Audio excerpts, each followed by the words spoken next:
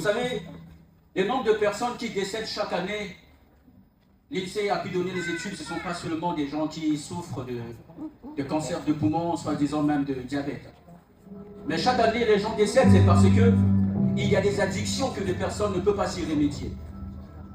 Un jour, j'ai tenté de conseiller un ami ivoirien, je lui ai dit, Joe, avec l'affaire de cigarettes là, un jour ça va t'emporter.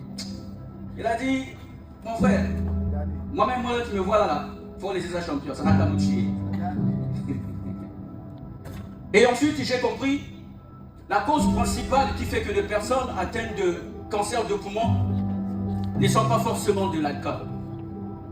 Mais c'est le mal-être que chaque personne essaye de trouver ou bien d'encombrer derrière l'addiction de tabac, derrière l'alcool. Mesdames et messieurs, chers pasteurs, invités, membres de jury, il existe deux types de douleurs. Des douleurs qui sont visibles et des douleurs qui sont invisibles. Parlons des douleurs invisibles. J'aimerais dire à quelqu'un, il y a des douleurs comme ça, où on sait très bien avec l'évolution de la science, il y a des mécanismes et des pilules, des médicaments, on pourrait en prendre pour s'en passer en cas de fracture, en cas de blessure, de l'anesthésie par exemple. Mais il y a des blessures comme ça. Malgré l'évolution de la technologie, on ne peut pas trouver comment les soigner. Certains d'entre nous, parmi ceux qui sont ici, on porte en nous des marques qui sont que de caractériser toute personne à l'intérieur. Et j'aimerais dire à quelqu'un, il n'y a même pas de médicaments pour les traiter.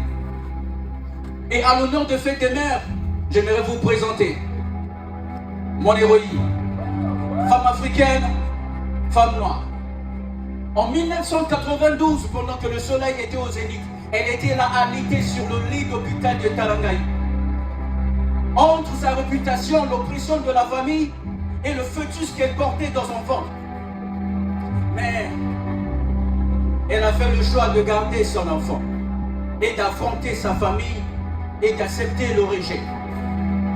La bonne nouvelle, c'est qu'elle a pu donner naissance à cet enfant qu'elle portait. Mais la mauvaise nouvelle est que, au bout de 2 ans, elle a perdu sa vie. Est-ce qu'elle a fait un choix? Est-ce que l'amour de mère pour son enfant, est-ce qu'elle peut choisir qu'il soit beau ou qu'il ait des grosses oreilles? Je pense que l'amour des mères, elle ne choisit pas son enfant, peu importe sa couleur de peau. Je ne sais pas en quoi je peux définir l'amour d'une mère, mais je le compare avec l'amour de Dieu. Dans Jean 3, le verset 16, il est écrit, car Dieu a tant aimé le monde, il a donné son Fils unique, afin que quiconque croit en lui ne périsse point, mais qu'il ait la vie éternelle. L'amour de Dieu est tellement extravagant